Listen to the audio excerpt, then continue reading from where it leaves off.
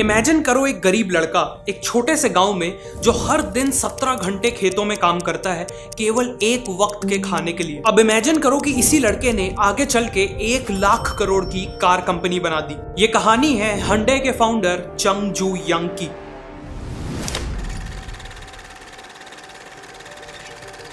चंग जू यंग का जन्म 1915 में हुआ था कोरिया के एक छोटे से गांव में। उनका सपना था एक स्कूल टीचर बनने का, लेकिन फैमिली की फाइनेंशियल कंडीशन इतनी खराब थी कि वो खुद की एजुकेशन भी पूरी नहीं कर पाए। उन्हें बचपन में दिन रात अपनी फैमिली के साथ खेतों में काम करना पड़ता था, लेकिन इतनी मेहनत के बाद भी ऐसे कई दिन होते थे जब फैमिली के पास एक वक्त का खाना भी नहीं होता था। प्रॉपर कपड़े और मेडिकल केयर तो दूर की बात है। चंग को लकड़ियां बेचने के लिए कई बार पास के शहर जाना होता था। वहां उन्होंने देखा कि लोगों के पास सफिशिएंट खाना है और उन्होंने अच्छे कपड़े पहने हैं, वो भी बिना दिन रात खेतों में काम किए। ये सब देख के वो अपनी गरीबी और अपनी फार्म की लाइफ से फ्रस्ट्रेट होने लगे और अपने लिए भी एक बेटर जिंदगी चाहने लगे। एक दिन उन्होंने एक न्यूज़पेपर आर्टिकल में पढ़ा कि पास के एक शहर में एक बड़ा कंस्ट्रक्शन प्रोजेक्ट लग रहा है और उस प्रोजेक्ट के लिए वर्कर्स की जरूरत है। ये पढ़ते ही वो सोच में पड़ गए और उनकी धड़कनें तेज हो गई। और 1932 में 16 साल की उम्र में चंग ने एक चौंका देने वाला फैसला लिया। वो अपना घर छोड़कर शहर भागने वाले थे। एक रात चंग अपने एक दोस्त के साथ चुपके से शहर की ओर निकल पड़े।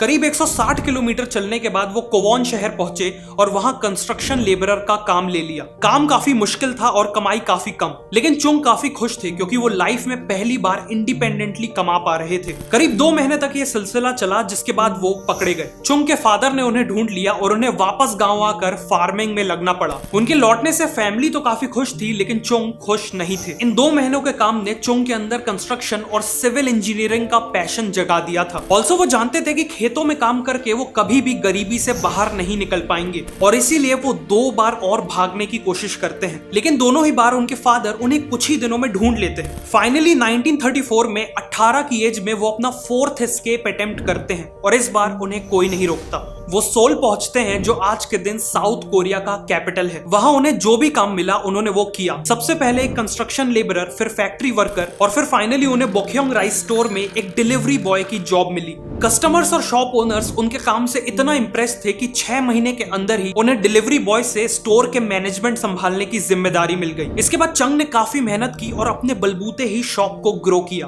1937 में स्टोर के ओनर सीरियसली बीमार पड़ गए और उन्होंने एक सरप्राइजिंग फैसला लिया। चंग की मेहनत को देखते हुए उन्होंने स्टोर को चंग के हवाले कर दिया। 22 साल की उम्र में चंग अब एक एम्प्लॉय से बिजनेस के ओनर बन चुके थे। अगले 2 सालों में चंग ने और मेहनत की, मार्केट में ट्रस्ट और रेपुटेशन बिल्ड की, जिससे बिजनेस तेजी से ग्रो हुआ। एवरीथिंग वाज गोइंग वेल कि तभी एक ट्रेजेडी हो गई।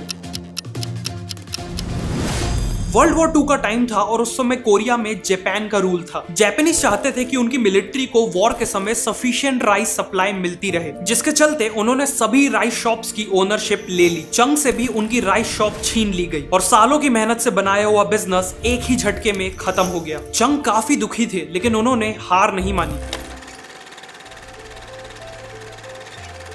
अगर मैं दिलो जान से कुछ भी काम करूं तो मैं उसमें सक्सेसफुल हो सकता हूं। इस सोच के साथ वो ऐसा बिजनेस ढूंढने लगे जिसमें जापानीज गवर्नमेंट का इंटरफियरेंस नहीं था। बहुत जल्द उन्होंने कार रिपेयर बिजनेस में जीरो डाउन किया और 1940 में 3000 वॉन का लोन लेके एडो सर्विस गैराज खोला। लेकिन इस बार किस्मत इतनी खराब थी कि खुलने के 1 महीने बाद ही गैराज में आग लग गई और सब कुछ जल के राख हो गया। चंग की सिचुएशन काफी डिफिकल्ट थी। उन्हें अपना लोन चुकाना था और कस्टमर्स को भी आग से होने वाले उनके लॉस के लिए कॉम्पनसेट करना था। एक नॉर्मल इंसान ऐसी सिचुएशन में इजीली हार मान सकता था, लेकिन चंग ने हमेशा की तरह प्रॉब्लम को फेस किया। उन्होंने 3500 वॉन का फ्रेश लोन लिया और पहले से भी अच्छा गैराज खड़ा किया। चंग ने देखा कि कस्टमर्स की सबसे बड़ी प्रॉब्लम थी कि उनकी कार रिपेयर होने में कई हफ्ते लग जाते थे। इसीलिए उन्होंने स्पीड को अपना मेन फोकस बनाया। जहां कॉम्पिटिटर को एक सर्टेन रिपेयर के लिए 20 दिन लग जाते थे, वहीं चंग का गैराज उसी रिपेयर को 5 दिन में कर देता था। उनका गैराज इतना सक्सेसफुल हुआ कि अगले 3 साल में यानी 1943 तक उनकी वर्क फोर्स 80 एम्प्लॉइज तक ग्रो हो चुकी थी। इस टाइम तक चंग ने अपना पूरा लोन रीपे कर दिया था और फैमिली को भी सोल में सेटल कर लिया था। बिजनेस तेजी से ग्रो कर रहा था और तभी एक और मेजर डिजास्टर हो गया। जापान को वर्ल्ड वॉर 2 के लिए वॉर रिलेटेड इक्विपमेंट्स बनाने थे, इसीलिए जापान ने उनके गैराज की ओनरशिप ले ली और एक लोकल स्टील प्लांट से मर्ज कर दिया। एक बार फिर उनकी सालों की मेहनत से खड़ा किया बिजनेस उनसे एक झटके में ही छीन लिया गया। चंग वापस से स्क्वायर 1 पे आ चुके थे। उन्हें अपनी फैमिली के साथ गांव वापस लौटना पड़ा, लेकिन इस बार उनके पास 50,000 वॉन की सेविंग्स थी और वो कॉन्फिडेंट थे कि वो फिर से एक बिजनेस बना लेंगे। वर्ल्ड वॉर 2 के खत्म होने के साथ साथ कोरिया में जापान का रूल भी खत्म हो गया। कोरिया के नॉर्दर्न एरिया में सोवियत यूनियन का इन्फ्लुएंस था और सदर्न एरिया में अमेरिका का, क्योंकि इन दोनों ने वर्ल्ड वॉर 2 में मिलकर जापान के अगेंस्ट वॉर लड़ी थी। इसी के चलते कोरिया नॉर्थ और साउथ कोरिया में डिवाइड हो गया। 1946 में चंग वापस सोल आ जाते हैं और अपना कार रिपेयर बिजनेस रीस्टार्ट करते हैं। बिजनेस पुराना था पर इस बार नाम नया था, हंडई ऑटो सर्विस। हंडई मतलब मॉडर्न। कार रिपेयर का बिजनेस ठीक ठाक चल रहा था कि तभी चंग ने नोटिस किया कि अमेरिका अपनी मिलिट्री फोर्सेस के लिए बिल्डिंग्स बना रहा है। उन्होंने कंस्ट्रक्शन बिजनेस में एक बड़ी अपॉर्चुनिटी को स्पॉट किया। उनके पास कंस्ट्रक्शन का ज्यादा एक्सपीरियंस नहीं था, लेकिन उनके अंदर कंस्ट्रक्शन का वो पैशन अभी भी जिंदा था जो उन्हें अपने यंग डेज में एक लेबर की तरह काम करके मिला था। और इसीलिए उन्होंने 1947 में 31 की एज में हंडई सिविल वर्क्स कंपनी को एस्टेब्लिश किया और कंस्ट्रक्शन बिजनेस में एंट्री ली। शुरुआत में उन्हें काफी छोटे मोटे काम मिले, लेकिन 1950 आते आते उनकी कंपनी को मेजर कंस्ट्रक्शन प्रोजेक्ट्स मिल रहे थे और अब यही उनका मेजर बिजनेस बन चुका था। सब कुछ ठीक चल रहा था कि तभी कहानी में एक और ट्विस्ट आता है। जून 1950 में नॉर्थ कोरिया साउथ कोरिया पे हमला कर देता है। नॉर्थ कोरियन ट्रूप सोल के काफी करीब आ चुकी थी, जिस कारण चुंग को अपना पूरा काम छोड़कर अपनी सेविंग्स के साथ पुसन शहर भागना पड़ता है। लेकिन इतने बड़े क्राइसिस के बाद भी चुंग हाथ पे हाथ रखकर नहीं बैठे। इस समय यूएस आर्मी साउथ कोरिया के साथ मिलकर नॉर्थ कोरियन आर्मी से लड़ रही थी और उन्हें टेंट्स, वेयर हाउसेस और आर्मी हेडक्वार्टर्स की जरूरत थी। चंग ने ऑब्जर्व किया कि अमेरिकन के पास पैसों की कमी नहीं थी, उन्हें बस रिलायबल और टाइमली डिलीवरी चाहिए थी और चंग ने अमेरिकन को वही दिया। उन्होंने एक छोटी सी टीम से वापस शुरुआत की और कैन डू मोटो अपनाया, मतलब अगर प्राइस सही है तो वो कोई भी कंस्ट्रक्शन प्रोजेक्ट लेने को तैयार थे। वॉर चल रही थी और ऐसे में उन्हें कई प्रॉब्लम्स आई, कई बार लॉसेस भी हुए, लेकिन एक बार जबान देने के बाद उन्होंने कभी भी किसी प्रोजेक्ट को बीच में नहीं छोड़ा। उनकी इसी रिलायबिलिटी के कारण उनकी अमेरिकन से काफी स्ट्रॉन्ग रिलेशनशिप डेवलप हो गई। 1952 में वॉर तो खत्म हो गई, लेकिन चंग को फिर भी अमेरिकन से कॉन्ट्रैक्ट्स मिलते रहे और बाद में साउथ कोरियन गवर्नमेंट ने भी कंट्री को रीबिल्ड करने के लिए ब्रिजेस, डैम्स और रोड्स को तेजी से बिल्ड करना चालू किया। इन सब में हंडई ने मेजर रोल प्ले किया और बिजनेस में एक्सपोनेंशियल ग्रोथ देखी। साउथ कोरिया का सबसे बड़ा डैम सोयंग डैम और उनका सबसे इंपॉर्टेंट एक्सप्रेसवे क्योंगबू एक्सप्रेसवे हंडई ने ही बनाया है। 1960s में चंग अपने अर्ली 50s में पहुंच चुके थे और एक सक्सेसफुल कंस्ट्रक्शन कंपनी के मालिक थे, बट वो इससे सेटिस्फाइड नहीं थे। चंग हजारों किलोमीटर की रोड्स बना चुके थे और अब बारी थी उन रोड्स में चलने वाली कार्स बनाने का।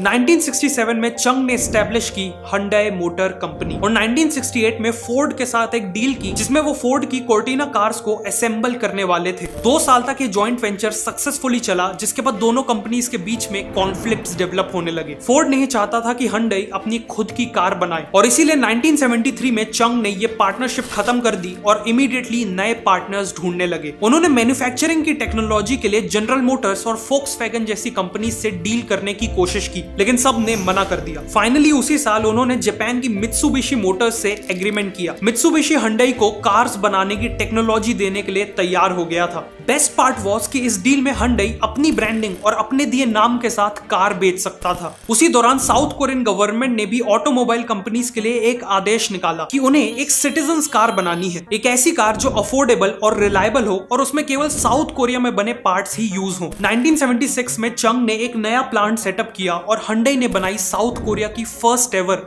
मास प्रोड्यूस्ड कार हंडई पोनी।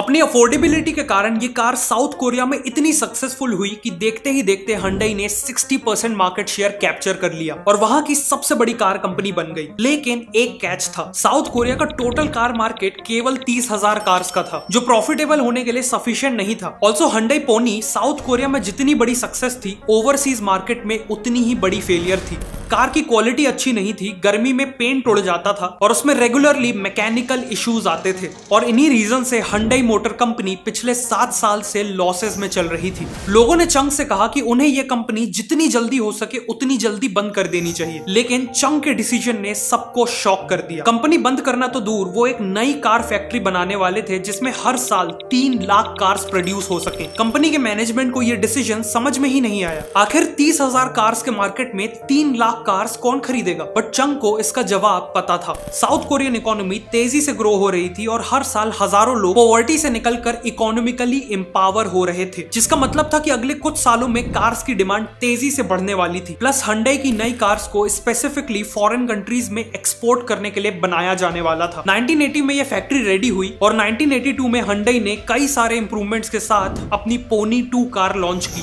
ना केवल ये कार साउथ कोरिया में सुपर हिट रही, बल्कि उसे अफ्रीका, लैटिन अमेरिका और कनाडा जैसी कंट्रीज में भी सक्सेसफुली एक्सपोर्ट किया गया। अगले कुछ सालों में Hyundai 4 लाख कार्स बेच के प्रॉफिटेबल हो चुकी थी। Hyundai अब ग्लोबल लेवल पे एक डिसेंट कार कंपनी की तरह एस्टैब्लिश हो चुकी थी, लेकिन वर्ल्ड का टफेस्ट और बिगेस्ट कार मार्केट यानी यूएसए को क्रैक करना अभी भी बाकी था।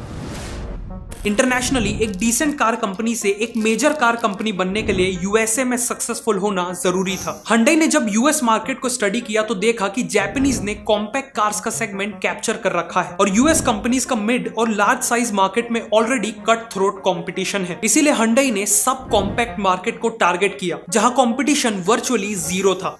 साथ में Hyundai ने देखा कि यूएसए में सेकंड हैंड कार्स का मार्केट बहुत बड़ा था। उन्होंने इन्हीं कस्टमर्स को सेकंड हैंड कार के प्राइस पे अपनी नई Hyundai एक्सेल ऑफर की, वो भी 5 साल की वारंटी के साथ। इस स्ट्रेटेजी ने यूएस के कार मार्केट को हिला के रख दिया। Second hand car buyers instantly Hyundai Excel में शिफ्ट हो गए। 1986 में Hyundai ने यूएसए में करीब 1,70,000 एक्सेल्स बेची और 1987 में करीब 2,60,000। इन दोनों ही साल Hyundai एक्सेल यूएसए की टॉप सेलिंग इंपोर्टेड कार बन गई। यूएस मार्केट में तब तक इतनी बड़ी इनिशियल सक्सेस किसी और कार कंपनी ने नहीं देखी थी और इसी के साथ Hyundai ग्लोबल लेवल पे एक मेजर कार कंपनी की तरह एस्टैब्लिश हो गई। उसी साल 72 की एज में चंग ने Hyundai से रिटायरमेंट ले ली और ऑनररी चेयरमैन का टाइटल ले लिया, जिसके बाद उनके भाई और बेटों ने कंपनी की कमान संभाली और पहले जैसी ही डिटर्मिनेशन के साथ कंपनी को चलाया। Hyundai आज वर्ल्ड की 3rd बिगेस्ट कार कंपनी है और केवल 2022 में उन्होंने करीब 40 लाख कार्स बेची थी। वैसे तो Hyundai ग्लोबली केवल अपने कार बिजनेस के लिए जानी जाती है, लेकिन बहुत कम लोगों को पता है कि Hyundai ग्रुप में टोटल 42 अलग अलग कंपनीज हैं, जैसे Hyundai elevator, Hyundai information technology और Hyundai हेवी इंडस्ट्रीज, जो दुनिया की सबसे बड़ी शिप बिल्डिंग कंपनी है। और Hyundai के ही कारण साउथ कोरिया आज जापान को पीछे करके दुनिया की सबसे ज्यादा शिप्स बनाने वाली कंट्री बन पाई है। साउथ कोरिया के लिए Hyundai एक नॉर्मल कंपनी नहीं है। Hyundai एक इंस्टीट्यूशन है जिसने कंट्री को रीबिल्ड किया, हजारों जॉब्स क्रिएट की और साउथ कोरिया को ग्लोबल रिकॉग्निशन दिलवाया। और इन सब की शुरुआत की गांव के एक ऐसे लड़के ने जिसके पास फूड, एजुकेशन, हेल्थ केयर जैसी बेसिक फैसिलिटीज तक नहीं थी, लेकिन उसके पास था इमेंस पैशन, एक विजन और सबसे इंपॉर्टेंट अ डिजायर